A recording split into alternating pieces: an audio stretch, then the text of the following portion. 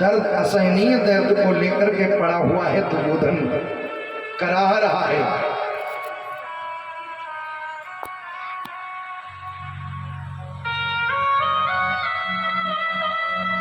कराह रहा है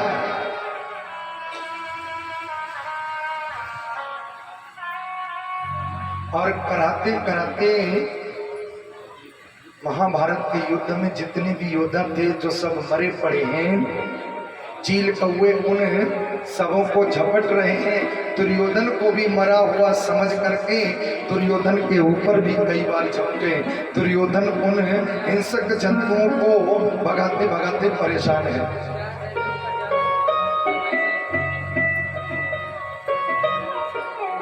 और उसी समय महाभारत में कौरव पक्ष पे 3 लोग जीवित हैं।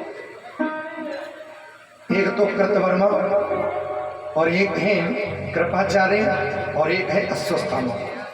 ये 3 लोग जीवित हैं। और भैया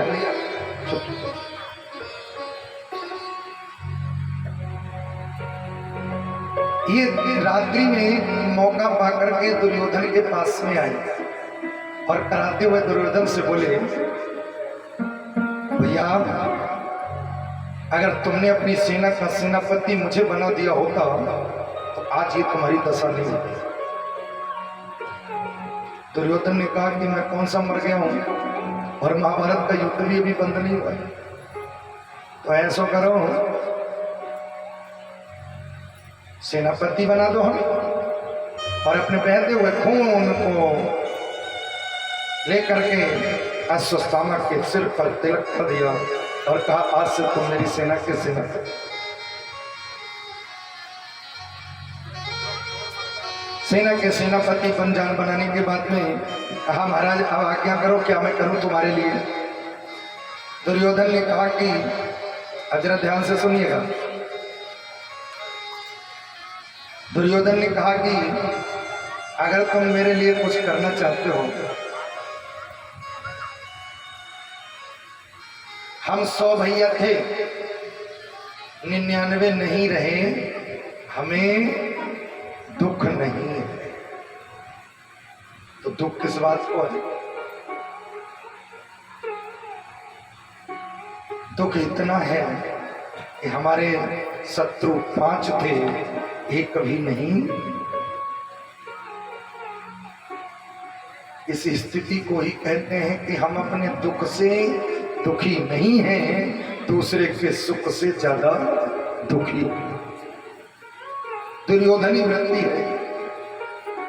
दुर्योधन कह रहा है कि हमारे 99 नहीं रहे, हमें दुख नहीं है, हमें दुख केवल इतना है कि पांडव जीवित हैं।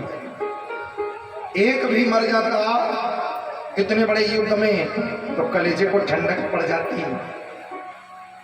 अश्वत्थामा ने कहा, आज्ञा करो, मैं क्या करूं तुम्हारे लिए। और ये मेरी शत्रुता भीम से थी, तो हमें भीम का शीश काट के ला करके दे दो।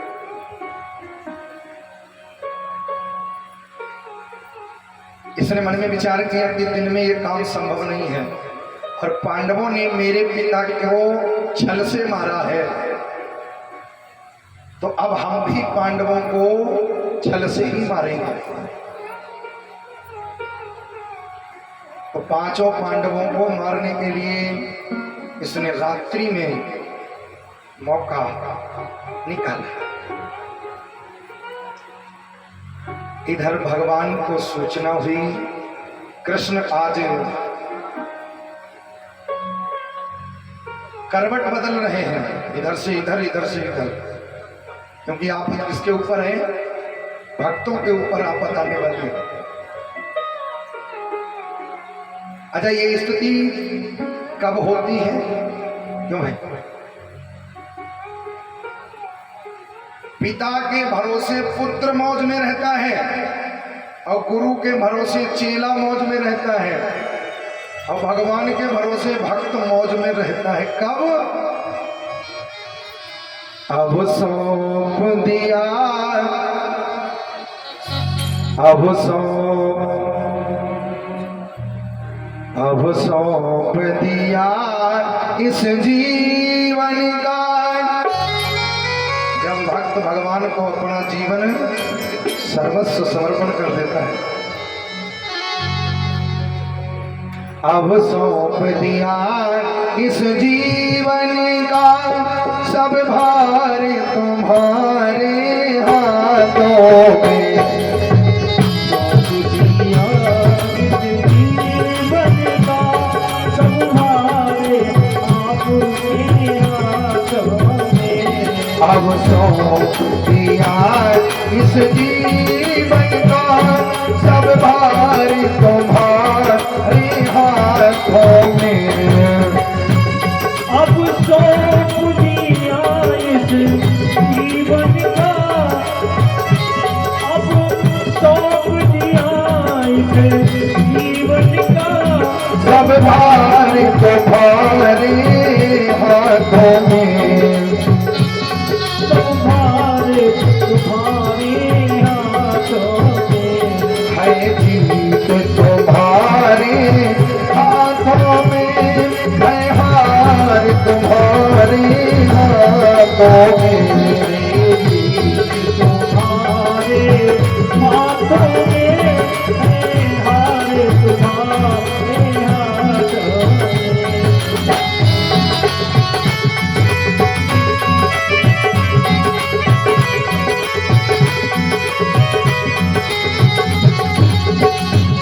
अब सौंप दिया इस जीवन का, सौंप दिया इस जीवन का सब भार तुम्हारे हाथों में। तुम्हारे वतन सब मेरा है, तुम्हारे वतन सब मेरा है, तुम्हारे बाप के हाथों में।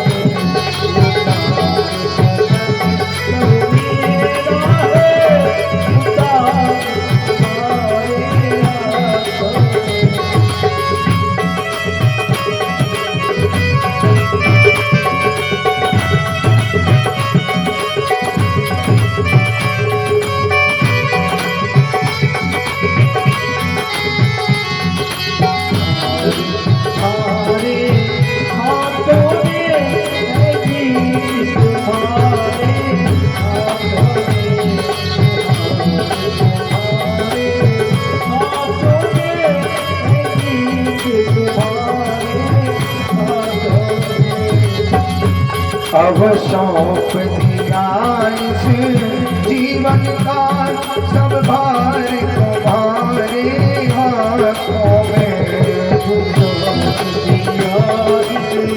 जीवन का सब भार तुम्हारे हाथों में।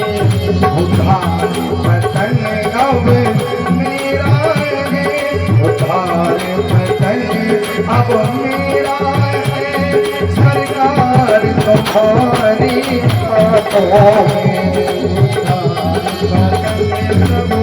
मेरा है सरकार तुम्हारी हाथों। बड़ी सुंदर बात। पिता के सहारे पुत्र मजे में, क्यों ओम प्रकाश जी?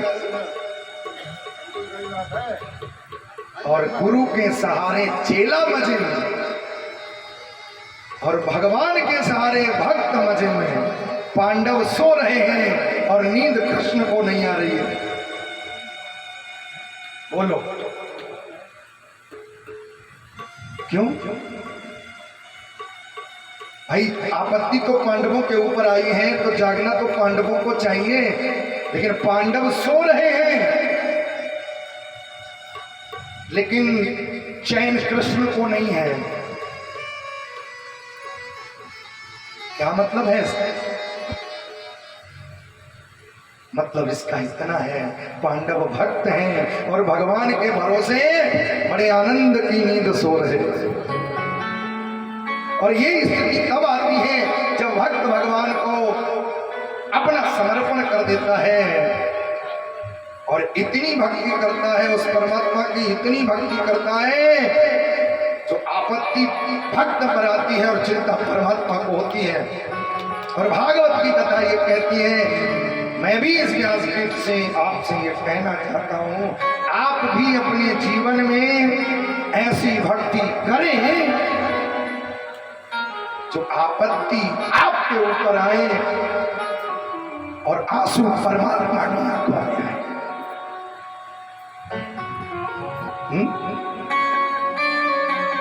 लेकिन हम लोग तो हर समय उसको धोखा ही देते रहते हैं। आरती जब भी गाते हैं तो ये कई बात, तेरा तुझको अर्पण क्या लागे मेरा।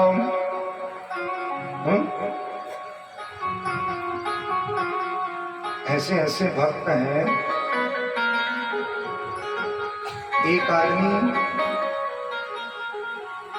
मंदिर में जाता है, ओम प्रकाश जी ध्यान से सुनिए, और मंदिर में जाने के बाद में ठाकुर जी से मन्नत मांगता है, ठाकुर जी कुछ कृपा करो तो हम भी कुछ सोचें आपके लिए। तो ठाकुर जी ने कही ठीक है, अगर ऐसी बात है तो जल्दी कृपा कर रहे हैं। तो जैसे ही मंदिर से नीचे उतरो 500 को नोट जो है डलो मिल गो, और जैसे ही नीचे उतरो तो ऐसे ही ठाकुर जी को धन्यवाद दे तो वो बोलो वाह साहब बड़े जल्दी प्रसन्न हो गए, बहुत जल्दी, बड़ी जल्दी कृपा कर दी। आप देखो माया का रूप कितनी जल्दी बदलता है।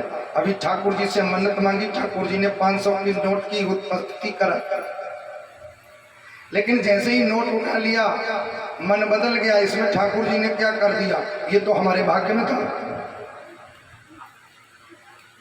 ये तो हमारे भाग्य में था।